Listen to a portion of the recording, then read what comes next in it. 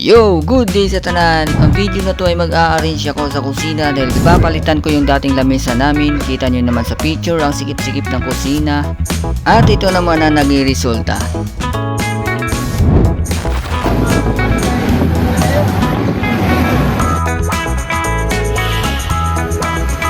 Aakyat ko na naman yan doon sa taas. After 7 years, nailisa na Diyod ang among lamesa na ginagamit. Ayan o. Sabi ko na ibo sa ireng. Tani. Bantog na walay uk-uk dali naman din Ayan, arrange na tayo.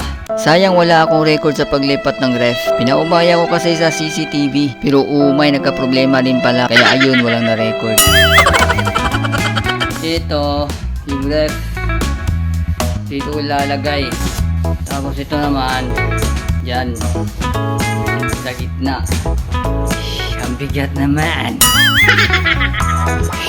Ayan, natapos na. Hihi.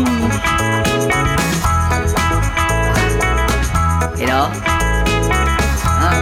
Huwag na kayo. Panauman ang modular cabinet na kalat pa panahipos. Pero dire ayos na.